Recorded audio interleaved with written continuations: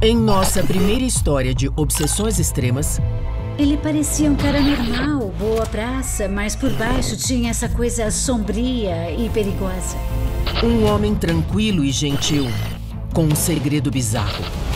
A ideia de alguém querer isso é quase inconcebível. Que confunde a polícia... Me deu até tontura. Culminando em assassinato. Ele era um açougueiro puro e simplesmente. E depois, uma mãe de 5 filhos desaparece. Foi como se ela tivesse desaparecido da face da terra. Sugada por um redemoinho do mal. Os policiais disseram: temos uma espécie de lobo em nossas mãos. Que abriu os portões do inferno. Satã, Lúcifer, Beelzebub. Ele vivia falando com o demônio. Alguma coisa muito maligna estava acontecendo.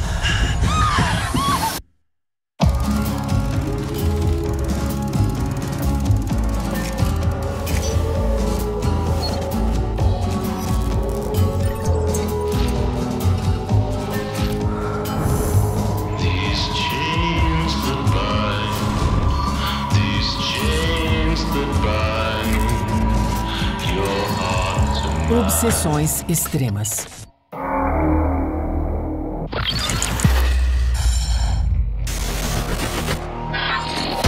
O mistério da perna.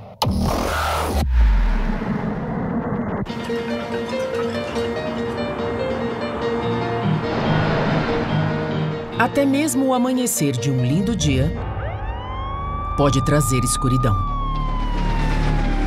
Numa manhã de primavera, em 1998, policiais entraram num quarto de hotel em San Diego. Quando a polícia entrou no quarto, o falecido tinha uma expressão de terror no rosto. Era uma expressão de horror. Os lábios repuxados, os dentes aparecendo.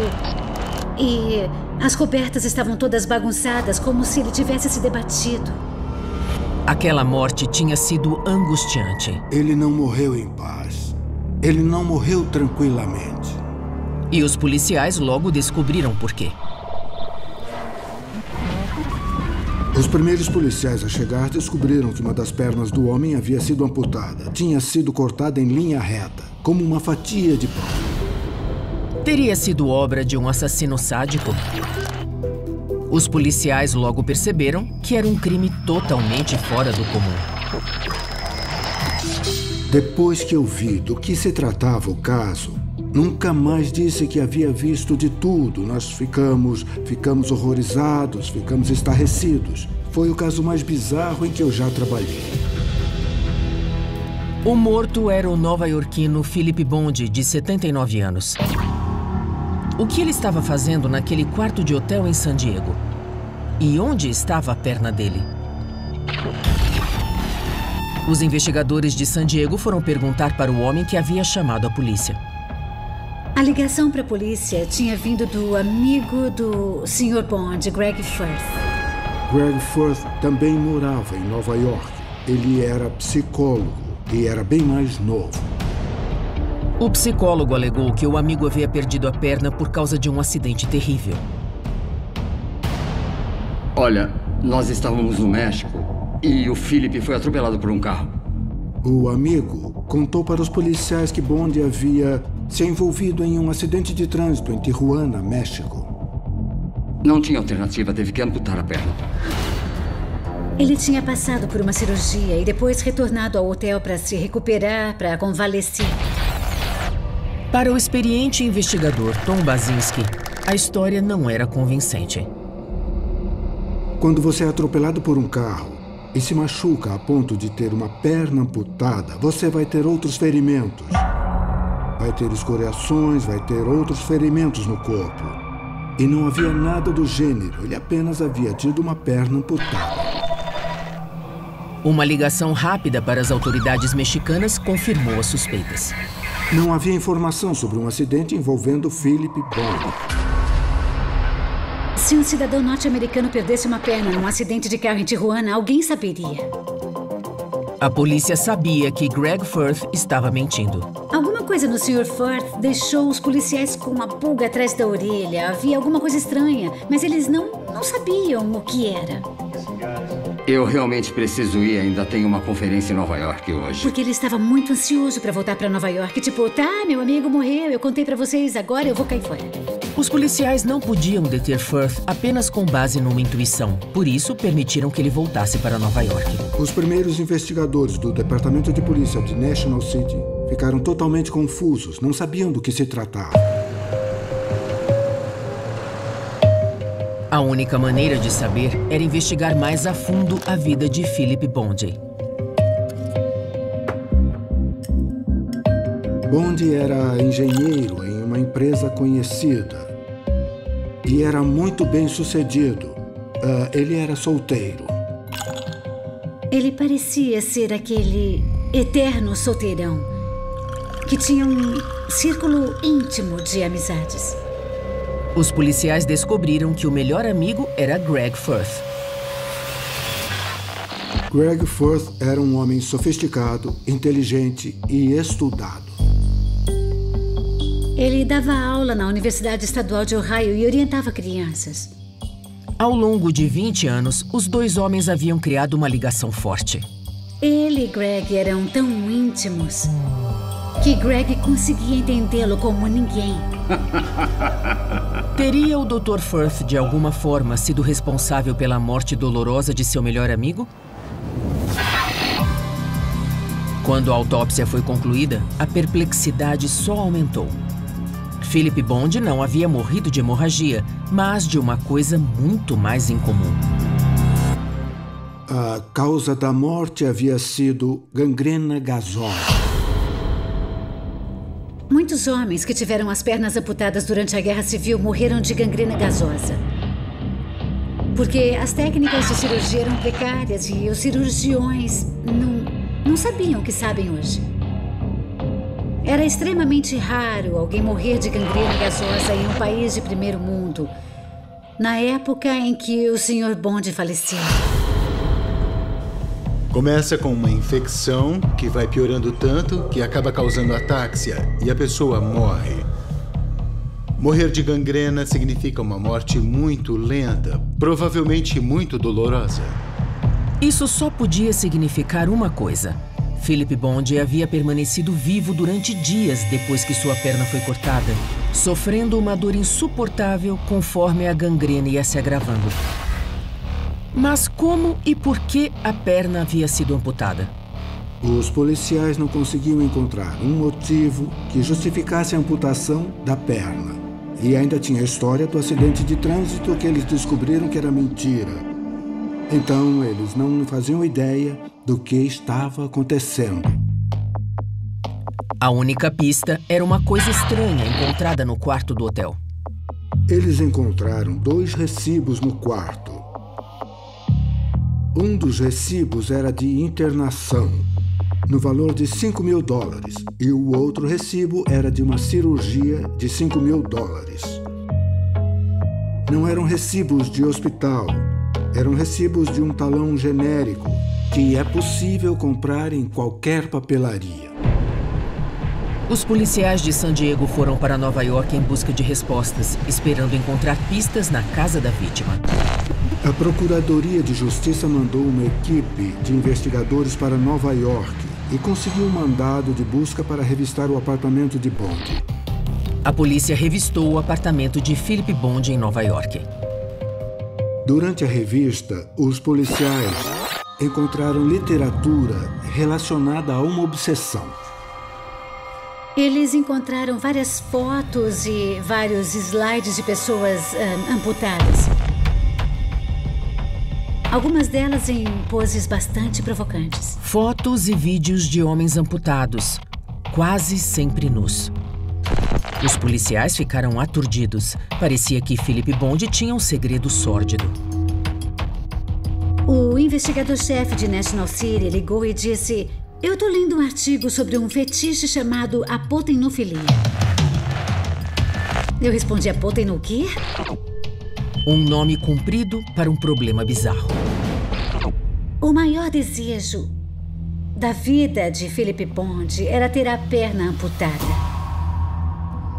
A ideia de alguém querer isso é quase inconcebível. Os policiais não acreditaram, então resolveram pressionar o amigo de Bond, o Dr. Greg Firth. Estaria o psicólogo usando aquela história de perversão para acobertar um assassinato?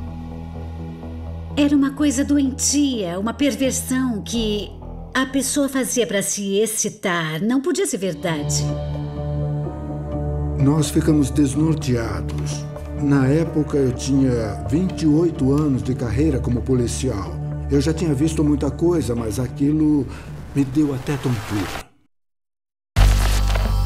Philip Bond gostava de ver fotos de pessoas amputadas porque ele queria ser uma delas. Quando veem um amputado ou a foto de um amputado, acreditam que é assim que deveriam ter nascido. Não é sexual, é psicológico. A obsessão é uma doença em que o indivíduo, começando na infância, sente que seu corpo não está certo, que ele deveria ser amputado. O Dr. Michael Firth, psiquiatra, é especialista nessa obsessão rara. Ele diz que quem a tem deseja desesperadamente perder uma perna. Eles não acham que há alguma coisa errada com o membro, não dói, não é feio, não é deformado. Eles simplesmente acreditam que ele não deveria estar ali. E a causa disso pode ser uma falha na conectividade cerebral. Existe uma parte do cérebro que é como um mapa do seu corpo. Uma das teorias diz que talvez o que acontece é que naquela área do cérebro onde se encontra o mapa, a parte da perna não se desenvolve corretamente. Então a pessoa tem a sensação de que aquela perna não é dela, porque ela não se encaixa no mapa. Para enganar sua mente, Philip Bond usava um disfarce. Ele dobrava a perna para cima, amarrava e depois vestia um sobretudo. E usava muletas, assim as pessoas tinham a impressão de que ele não tinha uma perna e isso o fazia se sentir muito bem. É real. Para Philip, fingir não era suficiente. Ele sabia que só existia uma maneira de satisfazer verdadeiramente sua obsessão extrema. É uma coisa que define a vida da pessoa. Não passe para Philip Bond foi ficando cada vez pior, a tal ponto que o único jeito de continuar vivendo, de se sentir bem, era se tornar a pessoa que ele queria ser, um homem com uma perna amputada. Se eu puder ser assim, finalmente eu terei paz interior. É isso que a pessoa sente. Mas havia um empecilho. Nenhum médico ético faria isso.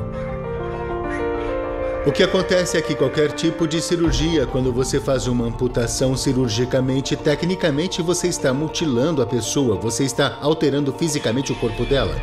Quando o cirurgião remove um membro aparentemente saudável, ele corre o risco de ser acusado de um crime. Nenhum médico iria ajudá-lo, mas talvez um psicólogo o fizesse. Será que o Dr. Greg Firth havia tentado ajudar seu amigo a superar essa obsessão? O Dr. Firth disse aos policiais que não estava tratando o distúrbio de Philip. Ele também sofria daquilo. Greg Firth havia desejado ter a própria perna amputada a vida toda. Bond e Firth compartilharam a obsessão pela apotemnofilia durante cerca de 20 anos. O respeitado psicólogo não conseguia controlar seus próprios impulsos. Ele fazia coisas excruciantes para tentar perder a perna. Eles enfiavam alfinetes nas pernas ou pequenos pregos.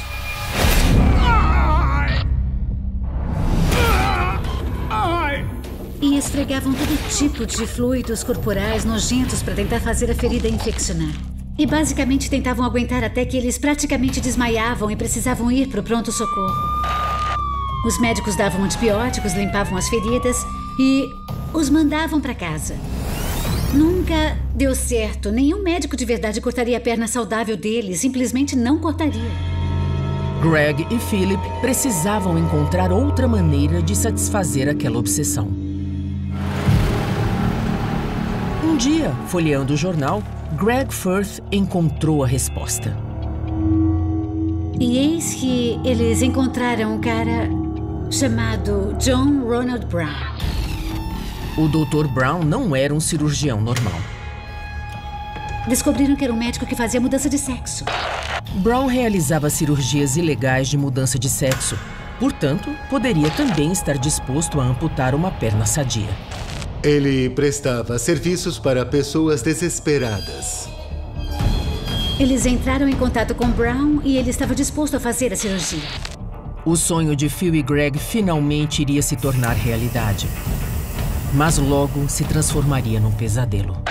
A maioria das operações que ele fazia eram horríveis. Ele era um açougueiro, pura e simplesmente.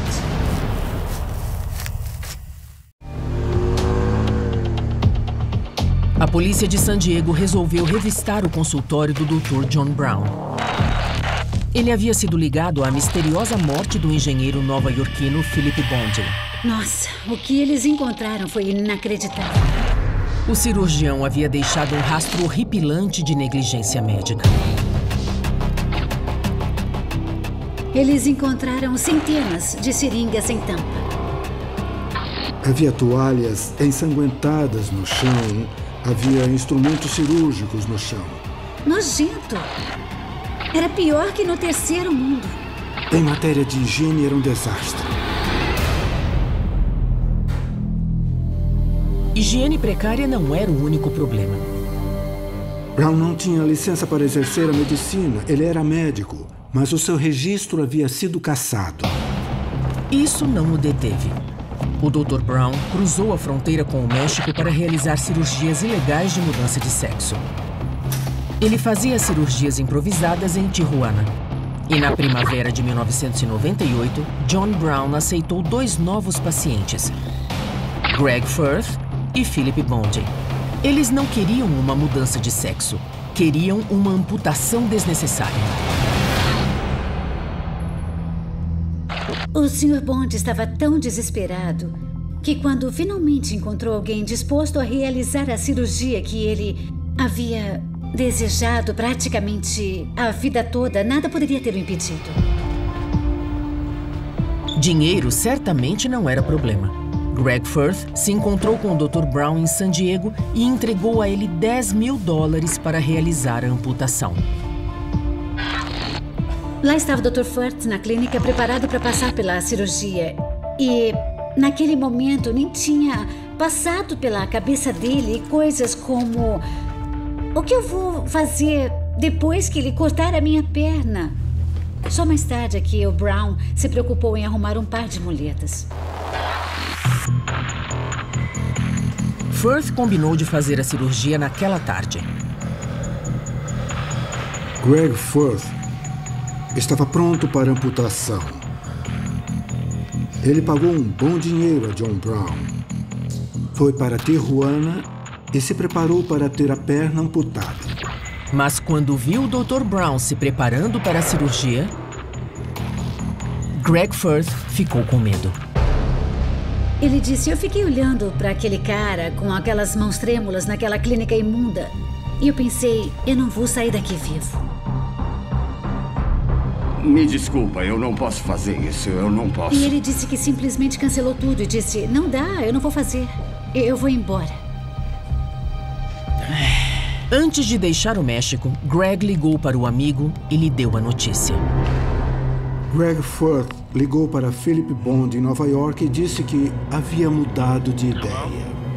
Eu não consegui. O quê? Simplesmente não consegui. Don Basinski Bondi ficou chateado com aquilo. Nós sempre sonhamos com isso.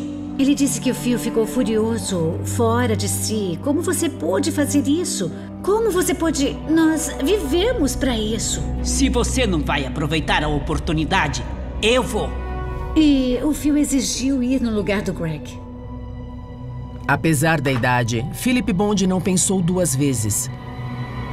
E foi correndo para Tijuana. Ele havia vivido quase 75 anos de sua vida querendo ser um amputado.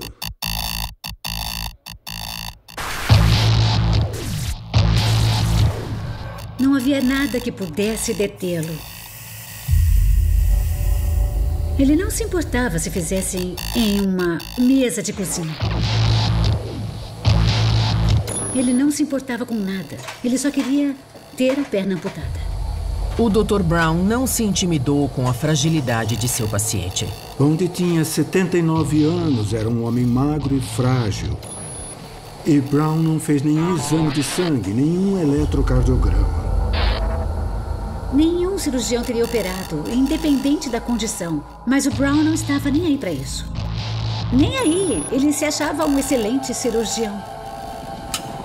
Os métodos do bom doutor eram um pouquinho heterodoxos. Aquela serra com cara de velha não parecia uma serra médica, parecia uma serra comum, daquelas de cortar árvores. Brown havia cortado em linha reta de um lado a outro. Para piorar a situação, Philip Bond experimentou o maior medo de qualquer paciente.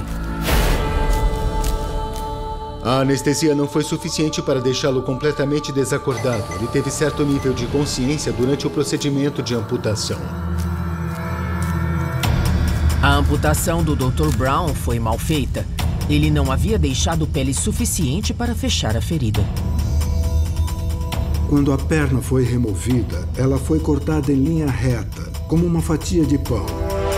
A pele teve que ser puxada e esticada quando ele fez a sutura. Isso cortou o suprimento de sangue e causou a gangrena. O trabalho estava feito e o Dr. Brown precisava descartar uma evidência vital. Normalmente a perna é etiquetada e enviada para a patologia, mas obviamente ele estava tentando esconder o fato de que aquilo havia sido feito. Nos perguntamos o que tinha acontecido com a perna. O que ele havia feito com ela? No caminho de volta, em pleno deserto mexicano, ele simplesmente jogou a perna pela janela, porque os coiotes a comeriam.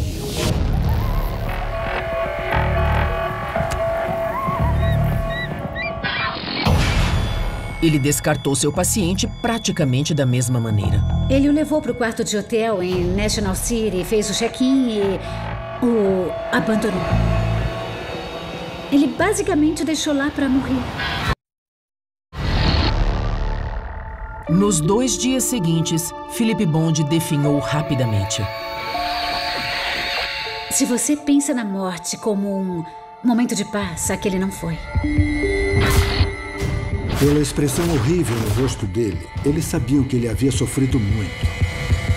Bond morreu nas primeiras horas do dia 11 de maio de 1998.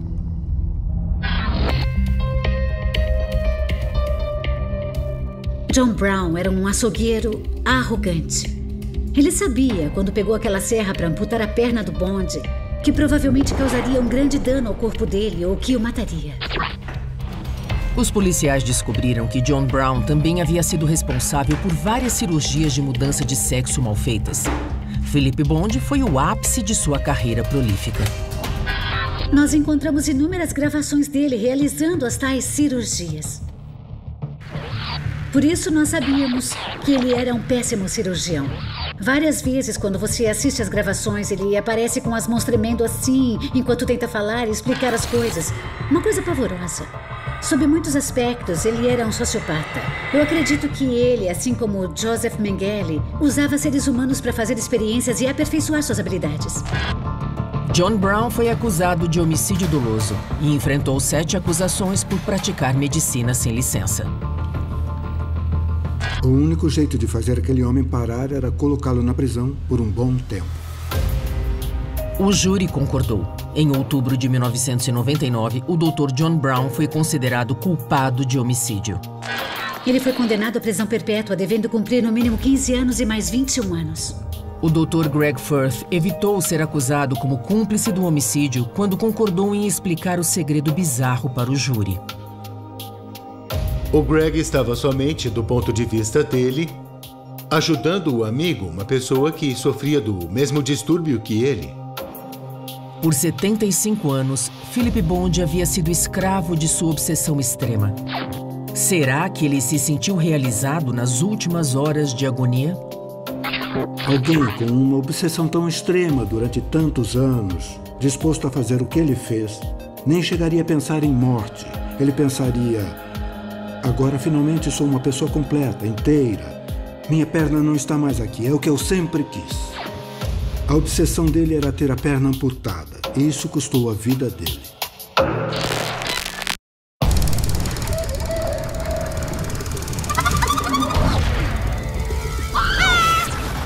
Demônio na vizinhança.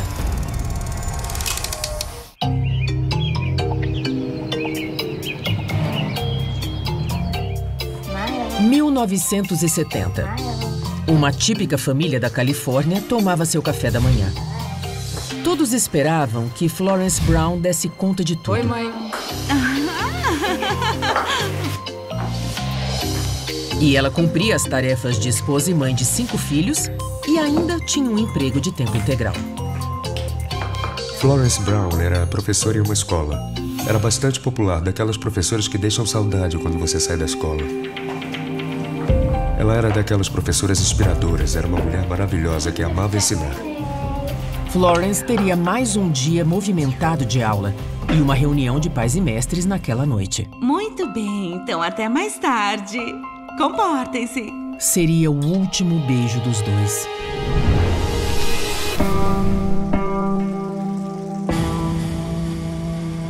Florence não apareceu na reunião de pais e não voltou para casa naquela noite. Florence Brown simplesmente desapareceu. O carro dela também sumiu. Foi como se ela tivesse desaparecido da face da terra. O marido registrou o desaparecimento na polícia. Será que Florence havia simplesmente fugido, deixando a correria de sua vida para trás? O casamento dela era sólido, era um casamento muito bom. Todos comentavam que ela era muito dedicada ao marido e vice-versa, então acho que isso foi rapidamente descartado. 2 semanas se passaram e não havia pistas. Foi um mistério total. Não havia nada que indicasse que ela poderia simplesmente desaparecer por conta própria.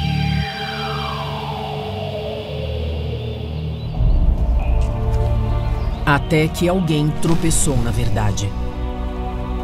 Umas pessoas estavam fazendo trilha nas montanhas e por acaso encontraram a cova. E claro, ficaram horrorizadas com o que encontraram. Um corpo, partes de um corpo enterradas em uma cova rasa. Era o corpo de Florence Brown.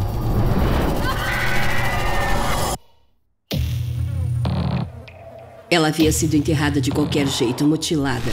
Tiras de pele haviam sido removidas das costas dela. O braço direito tinha sumido e ela havia sido picada em pedacinhos.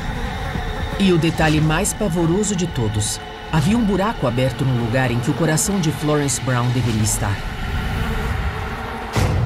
Uma obsessão extrema havia se manifestado no condado de Orange. Era um lugar onde as coisas ruins não aconteciam. Eles acharam que havia um assassino psicótico à solta. Alguma coisa muito maléfica estava acontecendo.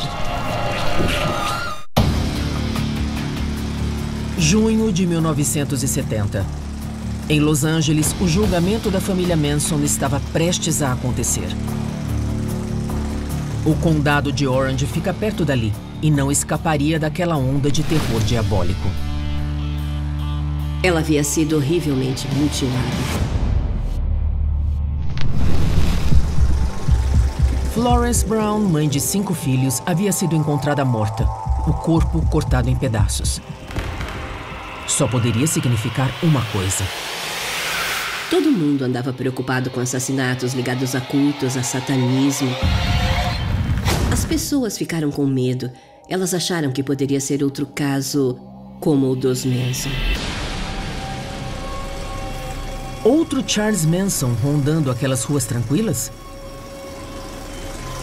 Uma onda de medo varreu o condado de Orange. Soubemos de um assassinato ligado ao satanismo no condado de Orange. E as pessoas ficaram apavoradas. O medo aumentava porque a polícia não tinha pistas. Não havia suspeitos no caso de Florence. Ela não tinha inimigos, era muito respeitada na comunidade, era amada pelo marido e pelos filhos. Alguma coisa muito ruim, alguma coisa muito maléfica estava acontecendo. As pessoas estavam com medo. Cultos satânicos eram uma obsessão popular em 1970. Naquela época, a devoção ao diabo estava na moda, quase tanto quanto o cabelo comprido e amor livre. Satã, Lúcifer, Beelzebub. O demônio tem muitos nomes. Segundo o psicólogo forense Stephen Diamond, o satanismo destruiu de vez os sonhos de paz e amor. Os anos 60 foram a época do paz e amor, foi a era hippie e é como se o que havia sido reprimido durante aquela época tivesse voltado com força total, em forma de um fascínio pelo satanismo, pelo demônio e pelo lado sombrio.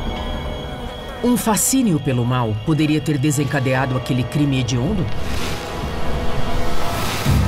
A resposta estava em outro crime sinistro ocorrido apenas 2 dias antes da morte de Florence, a poucos quilômetros de distância. Jerry Carlin era um jovem recém-casado, começando a vida. Apenas um rapaz trabalhador. Não havia muitas oportunidades para aquele jovem, por isso ele trabalhava no turno da noite. Era recém-casado e estava tentando sustentar a família. A esposa o deixou no posto de gasolina onde ele trabalhava no turno da noite. E eles trocaram seu último beijo.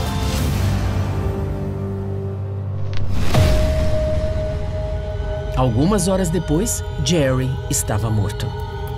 O motorista da ambulância parou para usar o banheiro do posto e não havia nenhum atendente à vista. Ele entrou no banheiro e então encontrou Jerry no chão, totalmente banhado em sangue.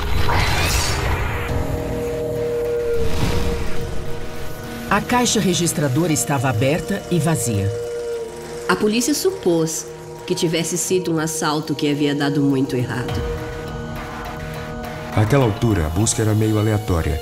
Eles analisaram outros assaltos para ver se existia alguma ligação com aquele caso. De início, não encontraram nenhum suspeito.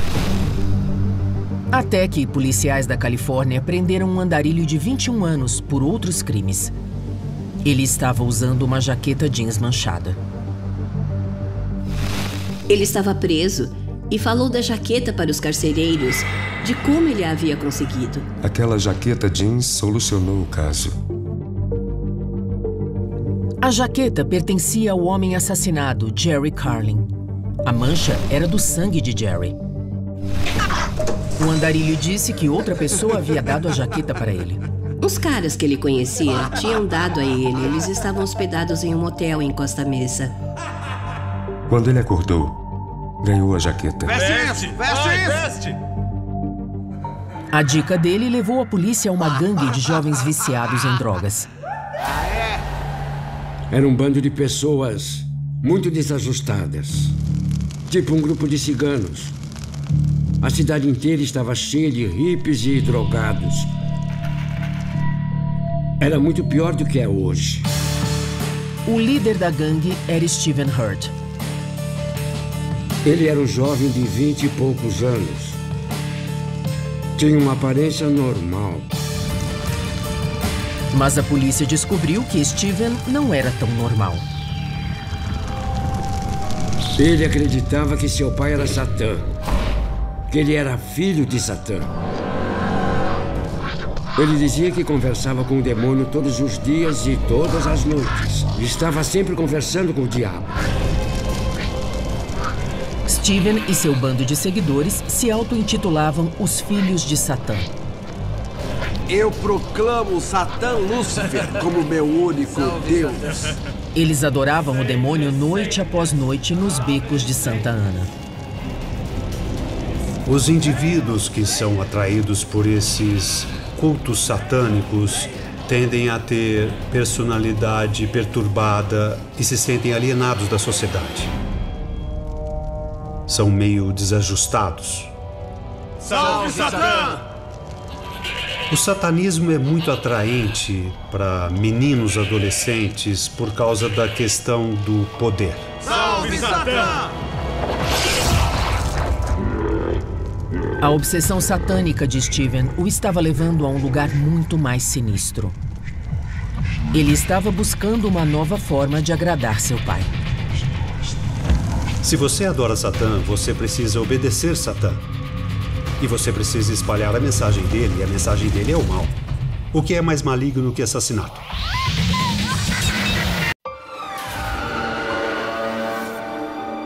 Ele tinha apenas 20 anos. Steven Hurd poderia ser apenas outro garoto desajustado do condado de Orange, descabelado e viciado em drogas. Mas ele tinha outra obsessão extrema. Ele acreditava ser filho de Satã. Steve Hurd havia atraído várias pessoas para o culto satânico em que ele estava envolvido, venerando seu pai, que ele dizia que era o próprio demônio. No verão de 1970, a polícia do condado de Orange havia ligado Hurd e sua gangue ao assassinato de Jerry Carlin. Quando Hurd foi chamado para prestar depoimento, contou a história toda. Assim que Steven Hurd foi preso, ele imediatamente entregou todas as pessoas que conhecia que estavam envolvidas no caso.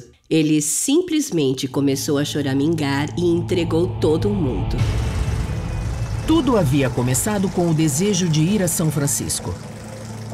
Steven Hurd tinha uma ideia na cabeça, queria ver o líder dos demônios. Mas para isso, eles precisavam de recursos, de dinheiro e de transporte.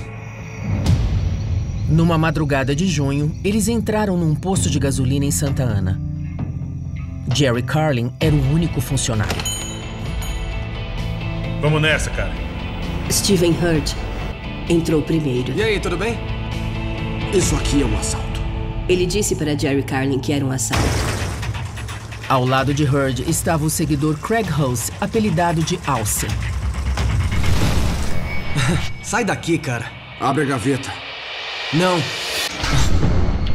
Jerry tinha sido assaltado 3 vezes naquele mês e não aguentava mais. Abre a gaveta!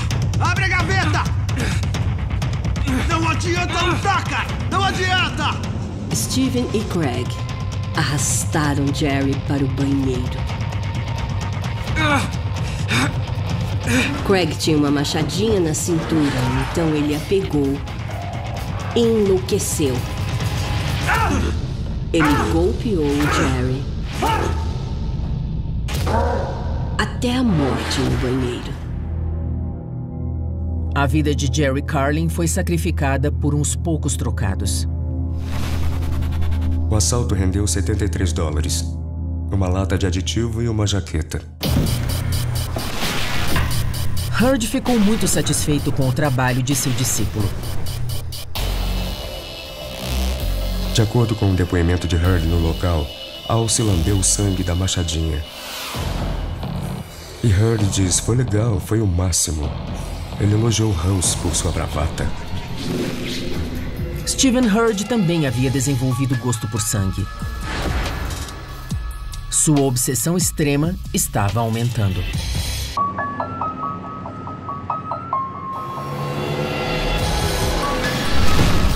Mas a missão de conhecer o líder dos demônios encontrou um obstáculo. O carro pifou. Eles precisavam de outro transporte para São Francisco e por isso pararam o primeiro carro que passou. Florence Nance Brown apareceu dirigindo seu carro. E com uma faca no pescoço dela, entraram no carro, a empurraram e saíram dirigindo.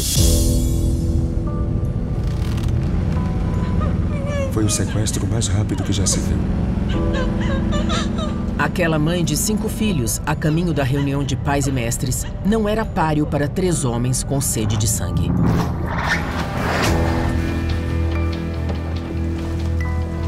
Os 3 rapazes a cercaram. Ela perguntou chorando: eu vou morrer? E Steven Hurd disse: é claro que vai.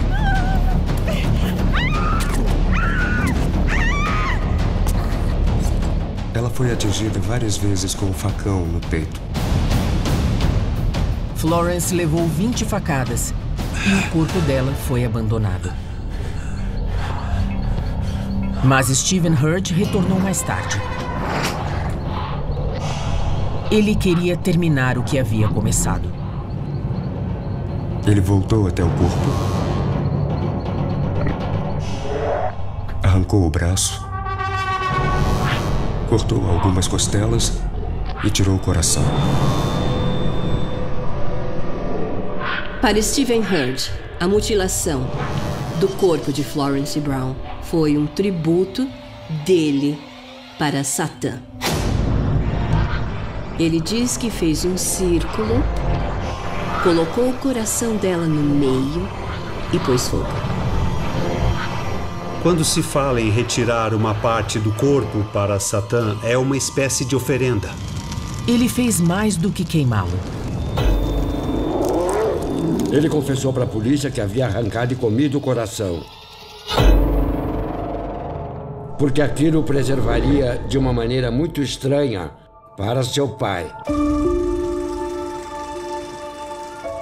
É o pensamento de vamos pagar nossa dívida com o demônio, vamos dar a Satã a parte dele e depois vamos dividir o resto. Stephen, inclusive, guardou uma lembrança de seu ritual satânico. Steve cortou os dedos dela e os guardou no bolso. E ele acabou sendo preso com os dedos dela no bolso. O advogado de defesa, William Gamble, acredita que seu cliente não deveria enfrentar um julgamento. Eu tinha pleno conhecimento do que era doença mental e o Steve era louco. Hurd foi internado num hospital psiquiátrico.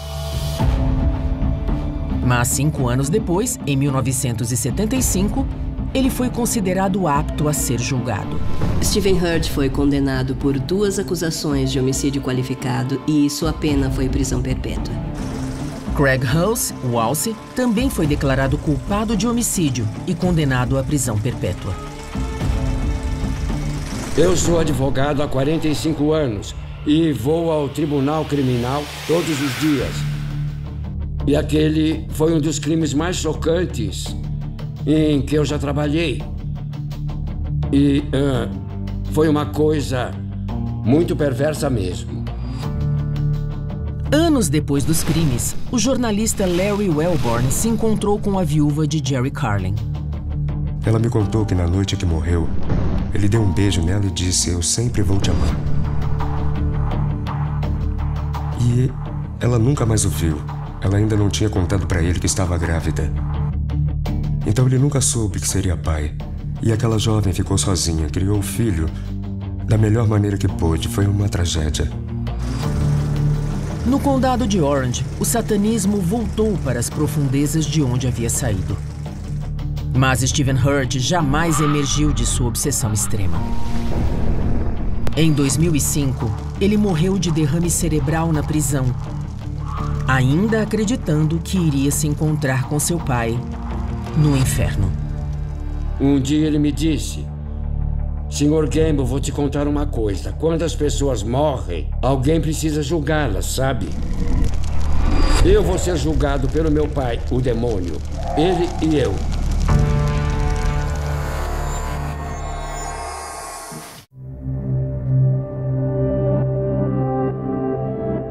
A maioria das operações que ele fazia eram horríveis.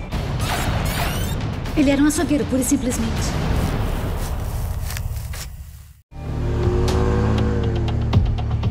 A polícia de San Diego resolveu revistar o consultório do Dr. John Brown. Ele havia sido ligado à misteriosa morte do engenheiro nova-iorquino Philip Bondi. Nossa, o que eles encontraram foi inacreditável. O cirurgião havia deixado um rastro horripilante de negligência médica. Eles encontraram centenas de seringas sem tampa. Havia toalhas ensanguentadas no chão. Havia instrumentos cirúrgicos no chão. Nojento. Era pior que no terceiro mundo. Em matéria de higiene, era um desastre. Higiene precária não era o único problema. Brown não tinha licença para exercer a medicina. Ele era médico, mas o seu registro havia sido cassado. Isso não o deteve. O Dr. Brown cruzou a fronteira com o México para realizar cirurgias ilegais de mudança de sexo. Ele fazia cirurgias improvisadas em Tijuana. E na primavera de 1998, John Brown aceitou 2 novos pacientes, Greg Firth e Philip Bondi. Eles não queriam uma mudança de sexo, queriam uma amputação desnecessária. O Sr. Bond estava tão desesperado que quando finalmente encontrou alguém disposto a realizar a cirurgia que ele havia desejado praticamente a vida toda, nada poderia ter o impedido. Dinheiro certamente não era problema. Greg Firth se encontrou com o Dr. Brown em San Diego e entregou a ele $10.000 para realizar a amputação. Lá estava o Dr. Firth na clínica preparado para passar pela cirurgia.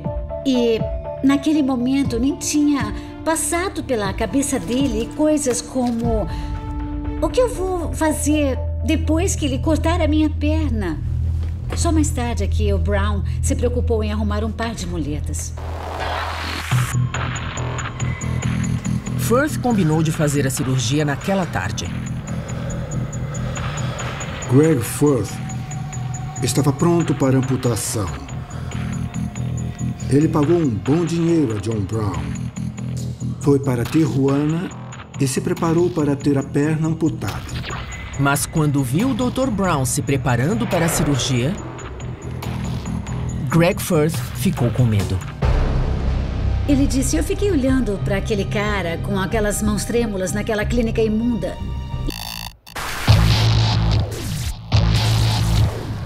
Não havia nada que pudesse detê-lo. Ele não se importava se fizessem em uma mesa de cozinha. Ele não se importava com nada. Ele só queria ter a perna amputada.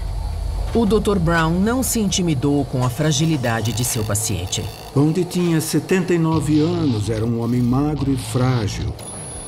E Brown não fez nenhum exame de sangue, nenhum eletrocardiograma. Nenhum cirurgião teria operado, independente da condição. Mas o Brown não estava nem aí para isso. Nem aí. Ele se achava um excelente cirurgião. Os métodos do bom doutor eram um pouquinho heterodoxos. Aquela serra com cara de velha não parecia uma serra médica, parecia uma serra comum, daquelas de cortar árvores. Brown havia cortado em linha reta de um lado a outro. Para piorar a situação, Philip Bondi experimentou o maior medo de qualquer paciente. A anestesia não foi suficiente para deixá-lo completamente desacordado. Ele teve certo nível de consciência durante o procedimento de amputação. A amputação do Dr. Brown foi mal feita. Ele não havia deixado pele suficiente para fechar a ferida. Quando a perna foi removida, ela foi cortada em linha reta, como uma fatia de pão. A pele teve que ser puxada e esticada quando ele fez a sutura. Isso cortou o suprimento de sangue e causou a gangrena. O trabalho estava feito e o Dr. Brown precisava descartar uma evidência vital. Normalmente a perna é etiquetada e enviada para a patologia, mas obviamente ele estava tentando esconder o fato de que aquilo havia sido feito. Nos perguntamos o que tinha acontecido com a perna. O que ele havia feito com ela? No caminho de volta, em pleno deserto mexicano, ele simplesmente jogou a perna pela janela, porque os coiotes a comeriam.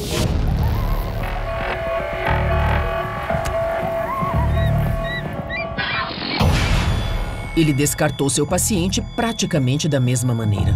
Ele o levou para o quarto de hotel em National City, fez o check-in e o abandonou. Ele basicamente o deixou lá para morrer.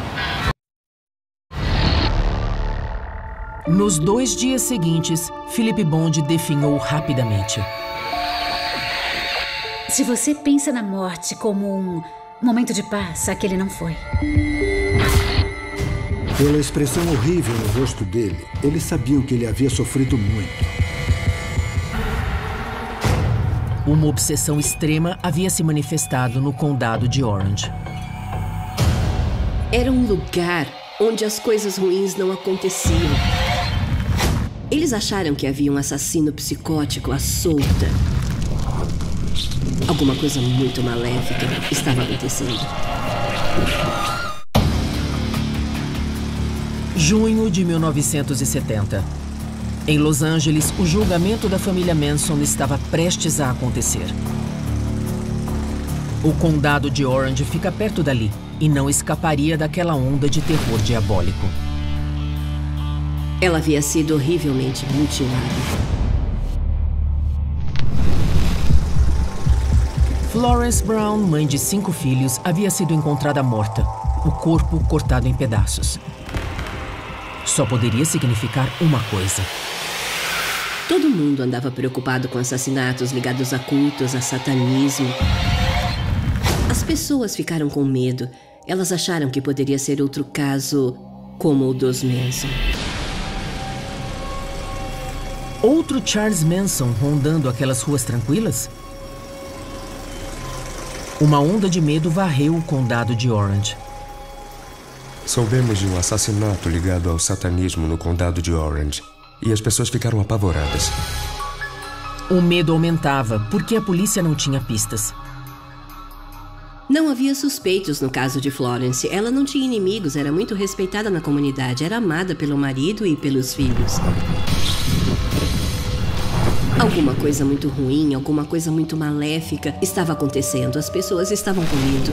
Cultos satânicos eram uma obsessão popular em 1970. Naquela época, a devoção ao diabo estava na moda, quase tanto quanto o cabelo comprido e amor livre. Satã, Lúcifer, Beelzebub. O demônio tem muitos nomes. Segundo o psicólogo forense Stephen Diamond, o satanismo destruiu de vez os sonhos de paz e amor. Os anos 60 foram a época do paz e amor, foi a era hippie e é como se o que havia sido reprimido durante aquela época tivesse voltado com força total. Em forma de um fascínio pelo satanismo, pelo demônio e pelo lado sombrio. Um fascínio pelo mal poderia ter desencadeado aquele crime hediondo? A resposta estava em outro crime sinistro ocorrido apenas 2 dias antes da morte de Florence, a poucos quilômetros de distância. Queria ter o impedido. Dinheiro certamente não era problema. Greg Firth se encontrou com o Dr. Brown em San Diego e entregou a ele $10.000 para realizar a amputação. Lá estava o Dr. Firth na clínica preparado para passar pela cirurgia. E naquele momento nem tinha passado pela cabeça dele coisas como: o que eu vou fazer depois que ele cortar a minha perna? Só mais tarde é que o Brown se preocupou em arrumar um par de muletas. Firth combinou de fazer a cirurgia naquela tarde. Greg Firth estava pronto para amputação. Ele pagou um bom dinheiro a John Brown. Foi para Tijuana e se preparou para ter a perna amputada. Mas quando viu o Dr. Brown se preparando para a cirurgia, Greg Firth ficou com medo. Ele disse: eu fiquei olhando para aquele cara com aquelas mãos trêmulas naquela clínica imunda. E eu pensei, eu não vou sair daqui vivo. Me desculpa, eu não posso fazer isso, eu não posso. E ele disse que simplesmente cancelou tudo e disse: não dá, eu não vou fazer. Eu vou embora. Antes de deixar o México, Greg ligou para o amigo e lhe deu a notícia. Greg Firth ligou para Philip Bond em Nova York e disse que havia mudado de ideia. Eu não consegui. O quê? Simplesmente não consegui. Don Basinski Bond ficou chateado com aquilo. Nós sempre sonhamos com isso.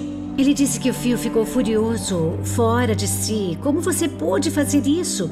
Como você pôde... Nós vivemos para isso. Se você não vai aproveitar a oportunidade, Eu vou. E o Phil exigiu ir no lugar do Greg. Apesar da idade, Philip Bond não pensou duas vezes e foi correndo para Tijuana. Ele havia vivido quase 75 anos de sua vida querendo ser um amputado.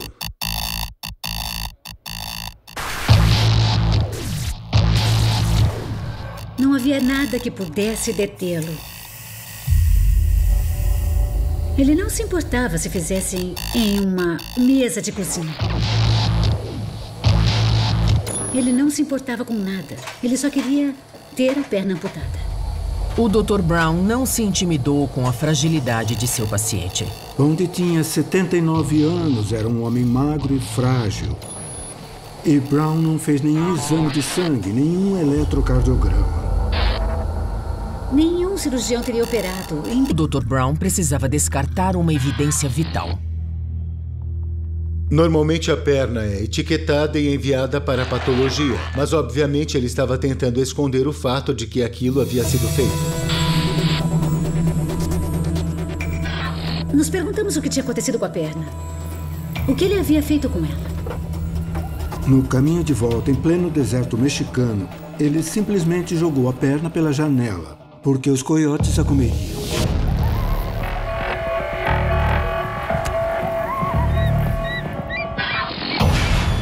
Ele descartou seu paciente praticamente da mesma maneira. Ele o levou para o quarto de hotel em National City, fez o check-in e o abandonou. Ele basicamente o deixou lá para morrer.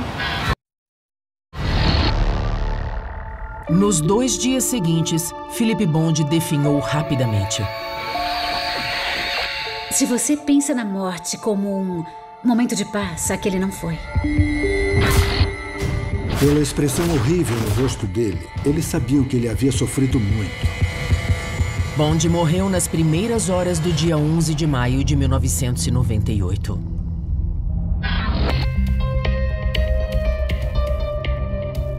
John Brown era um açougueiro arrogante. Ele sabia, quando pegou aquela serra para amputar a perna do Bond, que provavelmente causaria um grande dano ao corpo dele ou que o mataria. Os policiais descobriram que John Brown também havia sido responsável por várias cirurgias de mudança de sexo mal feitas. Philip Bond foi o ápice de sua carreira prolífica. Nós encontramos inúmeras gravações dele realizando as tais cirurgias. Por isso nós sabíamos que ele era um péssimo cirurgião. Várias vezes, quando você assiste as gravações, ele aparece com as mãos tremendo assim, enquanto tenta falar e explicar as coisas. Uma coisa pavorosa. Sob muitos aspectos, ele era um sociopata. Eu acredito que ele, assim como Joseph Mengele, usava seres humanos para fazer experiências e aperfeiçoar suas habilidades. John Brown foi acusado de homicídio doloso e enfrentou 7 acusações por praticar medicina sem licença. O único jeito de fazer aquele homem parar era colocá-lo na prisão por um bom tempo. O júri concordou. Em outubro de 1999, o Dr. John Brown foi considerado culpado de homicídio. Ele foi condenado à prisão perpétua, devendo cumprir no mínimo 15 anos e mais 21 anos. O Dr. Greg Firth evitou ser acusado como cúmplice do homicídio quando concordou em explicar o segredo bizarro para o júri. O Greg estava somente, do ponto de vista dele, ajudando o amigo, uma pessoa que sofria do mesmo distúrbio que ele. Eles não faziam ideia do que estava acontecendo. A única pista era uma coisa estranha encontrada no quarto do hotel. Eles encontraram 2 recibos no quarto. Um dos recibos era de internação, no valor de $5.000, e o outro recibo era de uma cirurgia de $5.000. Não eram recibos de hospital. Eram recibos de um talão genérico que é possível comprar em qualquer papelaria. Os policiais de San Diego foram para Nova York em busca de respostas, esperando encontrar pistas na casa da vítima. A Procuradoria de Justiça mandou uma equipe de investigadores para Nova York e conseguiu um mandado de busca para revistar o apartamento de Bond. A polícia revistou o apartamento de Philip Bond em Nova York. Durante a revista, os policiais encontraram literatura relacionada a uma obsessão. Eles encontraram várias fotos e vários slides de pessoas amputadas. Algumas delas em poses bastante provocantes. Fotos e vídeos de homens amputados, quase sempre nus. Os policiais ficaram aturdidos. Parecia que Philip Bond tinha um segredo sórdido. O investigador-chefe de National City ligou e disse: "Eu estou lendo um artigo sobre um fetiche chamado apotenofilia." Eu respondi: "Apoteno o quê?" Um nome comprido para um problema bizarro. O maior desejo da vida de Philip Bond era ter a perna amputada. A ideia de alguém querer isso é quase inconcebível. Os policiais não acreditaram, então resolveram pressionar o amigo de Bond, o Dr. Greg Firth. Estaria o psicólogo usando aquela história de perversão para acobertar um assassinato? Era uma coisa doentia, uma perversão que a pessoa fazia para se excitar. Não podia ser verdade. Nós ficamos desnorteados. Na época, eu tinha 28 anos de carreira como policial. Eu já tinha visto muita coisa, mas aquilo me deu até tontura. Philip Bond gostava de ver fotos de pessoas amputadas porque ele queria ser uma delas. Quando veem um amputado ou a foto de um amputado, acreditam que é assim que deveriam ter nascido. Não é sexual, é psicológico. A obsessão é uma doença em que o indivíduo, começando na infância, sente que seu corpo não está certo, que... Steve Hurd havia atraído várias pessoas para o culto satânico em que ele estava envolvido, venerando seu pai, que ele dizia que era o próprio demônio. No verão de 1970, a polícia do condado de Orange havia ligado Hurd e sua gangue ao assassinato de Jerry Carlin. Quando Hurd foi chamado para prestar depoimento, contou a história toda. Assim que Stephen Hurd foi preso, ele imediatamente entregou todas as pessoas que conhecia que estavam envolvidas no caso. Ele simplesmente começou a choramingar e entregou todo mundo.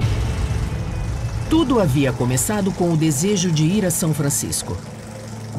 Stephen Hurd tinha uma ideia na cabeça, queria ver o líder dos demônios. Mas para isso, eles precisavam de recursos, de dinheiro e de transporte. Numa madrugada de junho, eles entraram num posto de gasolina em Santa Ana. Jerry Carlin era o único funcionário. Vamos nessa, cara.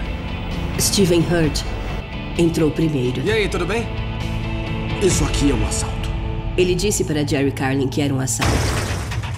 Ao lado de Hurd estava o seguidor Craig Hulse, apelidado de Alce. Sai daqui, cara. Abre a gaveta. Não. Jerry tinha sido assaltado 3 vezes naquele mês e não aguentava mais. Abre a gaveta! Abre a gaveta! Não adianta lutar, cara! Não adianta! Stephen e Craig arrastaram Jerry para o banheiro. Craig tinha uma machadinha na cintura, então ele a pegou e enlouqueceu. Ele golpeou Jerry até a morte no banheiro. A vida de Jerry Carlin foi sacrificada por uns poucos trocados. O assalto rendeu $73, uma lata de aditivo e uma jaqueta. Hurd ficou muito satisfeito com o trabalho de seu discípulo. De acordo com o depoimento de Hurd no local, Alce lambeu o sangue da machadinha. E Hurd diz: foi legal, foi o máximo. Ele elogiou Hulse por sua bravata. Stephen Hurd também havia desenvolvido gosto por sangue. Sua obsessão extrema estava aumentando.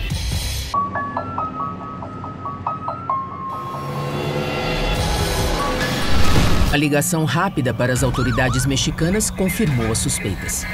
Não havia informação sobre um acidente envolvendo Philip Bond. Se um cidadão norte-americano perdesse uma perna num acidente de carro em Tijuana, alguém saberia. A polícia sabia que Greg Firth estava mentindo. Alguma coisa no Sr. Firth deixou os policiais com uma pulga atrás da orelha. Havia alguma coisa estranha, mas eles não sabiam o que era. Eu realmente preciso ir. Ainda tenho uma conferência em Nova York hoje. Porque ele estava muito ansioso para voltar para Nova York. Tipo, tá, meu amigo morreu, eu contei para vocês, agora eu vou cair fora. Os policiais não podiam deter Firth apenas com base numa intuição. Por isso, permitiram que ele voltasse para Nova York. Os primeiros investigadores do Departamento de Polícia de National City ficaram totalmente confusos. Não sabiam do que se tratava. A única maneira de saber era investigar mais a fundo a vida de Philip Bond. Bond era engenheiro em uma empresa conhecida e era muito bem sucedido. Ele era solteiro. Ele parecia ser aquele eterno solteirão que tinha um círculo íntimo de amizades. Os policiais descobriram que o melhor amigo era Greg Firth. Greg Firth era um homem sofisticado, inteligente e estudado.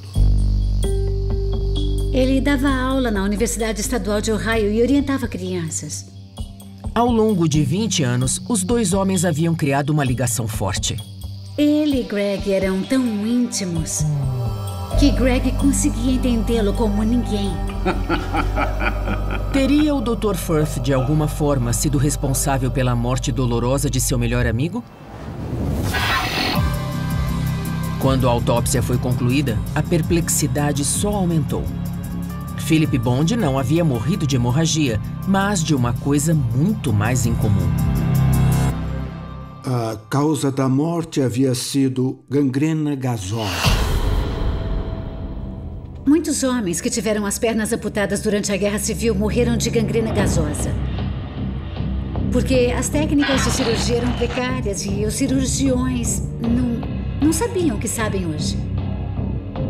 Era extremamente raro alguém morrer de gangrena gasosa em um país de primeiro mundo, na época em que o Sr. Bond faleceu. Começa com uma infecção que vai piorando tanto que acaba causando atáxia e a pessoa morre. Morrer de gangrena significa uma morte muito lenta, provavelmente muito dolorosa. Isso só podia significar que os primeiros investigadores do Departamento de Polícia de National City ficaram totalmente confusos, não sabiam do que se tratava. A única maneira de saber era investigar mais a fundo a vida de Philip Bond. Bond era engenheiro em uma empresa conhecida e era muito bem sucedido. Ele era solteiro. Ele parecia ser aquele eterno solteirão que tinha um círculo íntimo de amizades. Os policiais descobriram que o melhor amigo era Greg Firth. Greg Firth era um homem sofisticado, inteligente e estudado. Ele dava aula na Universidade Estadual de Ohio e orientava crianças. Ao longo de 20 anos, os dois homens haviam criado uma ligação forte. Ele e Greg eram tão íntimos que Greg conseguia entendê-lo como ninguém. Teria o Dr. Firth, de alguma forma, sido responsável pela morte dolorosa de seu melhor amigo? Quando a autópsia foi concluída, a perplexidade só aumentou. Philip Bond não havia morrido de hemorragia, mas de uma coisa muito mais incomum. A causa da morte havia sido gangrena gasosa. Muitos homens que tiveram as pernas amputadas durante a Guerra Civil morreram de gangrena gasosa. Porque as técnicas de cirurgia eram precárias e os cirurgiões não sabiam o que sabem hoje. Era extremamente raro alguém morrer de gangrena gasosa em um país de primeiro mundo, na época em que o Sr. Bond faleceu. Começa com uma infecção que vai piorando tanto que acaba causando atáxia e a pessoa morre. Morrer de gangrena significa uma morte muito lenta, provavelmente muito dolorosa. Isso só podia significar uma coisa. Philip Bond havia permanecido vivo durante dias depois que sua perna foi cortada, sofrendo uma dor insuportável conforme a gangrena ia se agravando. Mas como e por que a perna havia sido amputada? Os policiais não conseguiam encontrar um motivo que justificasse a amputação da perna. E ainda tinha a história do acidente de trânsito que eles descobriram que era mentira. Então, eles não faziam ideia do que estava acontecendo. A única pista era uma coisa estranha encontrada no quarto do hotel. Eles encontraram 2 recibos no quarto. Um dos recifes nem chegaria a pensar em morte. Ele pensaria: agora finalmente sou uma pessoa completa, inteira. Minha perna não está mais aqui, é o que eu sempre quis. A obsessão dele era ter a perna amputada. E isso custou a vida dele.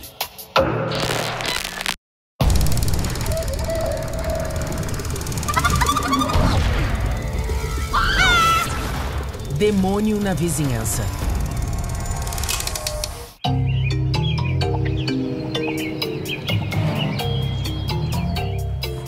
Em 1970, uma típica família da Califórnia tomava seu café da manhã. Todos esperavam que Florence Brown desse conta de tudo. Oi, mãe. E ela cumpria as tarefas de esposa e mãe de 5 filhos e ainda tinha um emprego de tempo integral. Florence Brown era professora em uma escola. Era bastante popular, daquelas professoras que deixam saudade quando você sai da escola. Ela era daquelas professoras inspiradoras, era uma mulher maravilhosa que amava ensinar. Florence teria mais um dia movimentado de aula e uma reunião de pais e mestres naquela noite. Muito bem, então até mais tarde. Comportem-se. Seria o último beijo dos dois.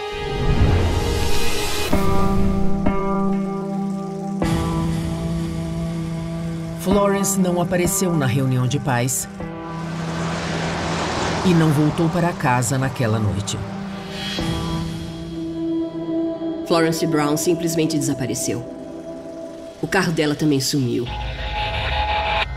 Foi como se ela tivesse desaparecido da face da terra. O marido registrou o desaparecimento na polícia. Será que Florence havia simplesmente fugido, deixando a correria de sua vida para trás? O casamento dela era sólido, era um casamento muito bom. Todos comentavam que ela era muito dedicada ao marido e vice-versa, então acho que isso foi rapidamente descartado. 2 semanas se passaram e não havia pistas. Foi um mistério total. Não havia nada que indicasse que ela poderia simplesmente desaparecer por conta própria.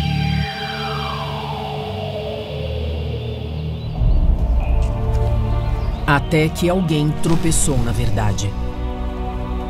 Umas pessoas estavam fazendo trilha nas montanhas e por acaso encontraram a cova. E claro, ficaram horrorizadas com o que encontraram. Um corpo, partes de um corpo enterradas em uma cova rasa. Era o corpo de Florence Brown.